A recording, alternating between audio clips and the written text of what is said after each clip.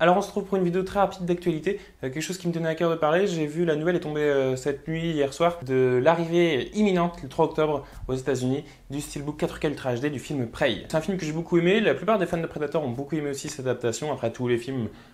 Moi, il y en a certains que j'ai bien aimés, mais tous les films décevants qu'il y a pu y avoir, comme Alien vs Predator, même Predators. Donc voilà, j'étais ravi d'apprendre que ce film allait avoir une sortie physique. Alors en France, ça semble assez compliqué à se mettre en place, mais aux États-Unis, ça aura bien lieu d'ici le 3 octobre, comme dit. Alors c'est un film qui sera disponible en Steelbook, en Blu-ray, en DVD aussi. Il y aura la version Steelbook 4K, comme je l'ai dit, certainement un Amari 4K à voir. Je suis assez excité en fait de voir que justement, je vais y venir au sujet principal de pourquoi je fais cette vidéo, de voir que certains studios se mettent de plus en plus à la sortie physique. Alors c'était plus le cas principalement pour HBO Max qui avait sorti notamment House of the Dragons, The Last of Us là très récemment, certains de leurs films aussi. Donc voilà, ça se met en petite place par certains acteurs du secteur. C'était pas encore le cas de Hulu parce que c'est Hulu qui a distribué donc le film aux États-Unis, mais le plus surprenant en fait c'est que le film a été distribué en France par Disney+.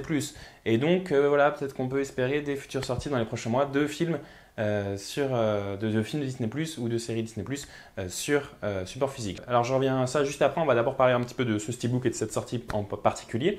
Alors, on peut voir ici donc le visuel du Steelbook qui est assez intéressant, rien d'incroyable. C'est un Steelbook moyennement sobre, on va dire, dans le sens où il n'y a pas des fioritures de partout. Donc on a les deux personnages présentés ici sur la face avant et également sur la face arrière. On a également un intérieur avec quelques illustrations apparemment plus bleutées, hein. On est plus sur des teintes jaune, verdâtre à l'extérieur du Steelbook et à l'intérieur un petit peu plus bleu. Alors ce qui est intéressant aussi, c'est qu'on aura, on ne sait pas trop les spécificités, il me semble, hein, au niveau du Dolby Vision, Dolby Atmos, tout ça. On sait qu'il y aura une piste Comanche, par contre, le film a été tourné en partie en Comanche, qui est donc le peuple qu'on voit dans le film. Je ne sais pas trop s'il y aura de la VF, j'avoue, je ne sais pas.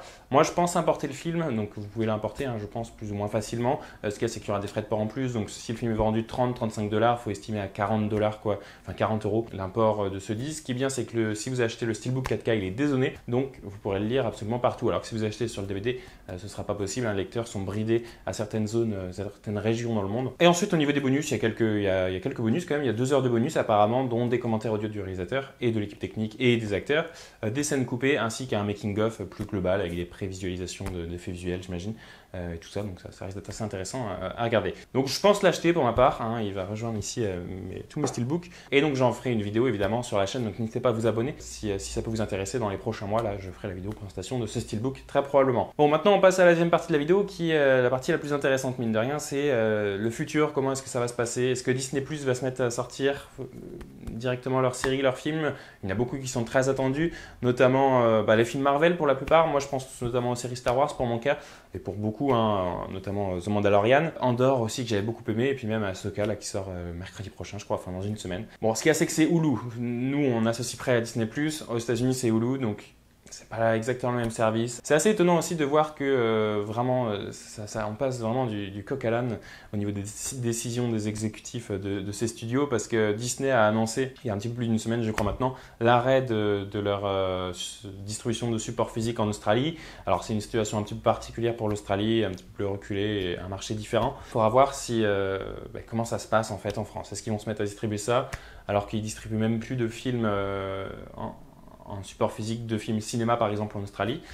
Je sais pas, ça va être assez intéressant de voir dans les prochains mois. Je vous laisse me dire ce que vous en pensez. J'ai envie d'être optimiste, j'y crois pas pour être totalement honnête à ce que Disney+ se mette à sortir leurs films et leurs séries surtout aussi sur Disney+ en support physique. Ça a l'air de marcher hein, pour HBO Max qui continue à en faire, donc pourquoi pas, je sais pas. Seul l'avenir nous le dira là. Depuis le Covid, globalement, le marché physique, le marché cinéma, tout se bouscule un petit peu tout le temps, il y a pas mal de changements.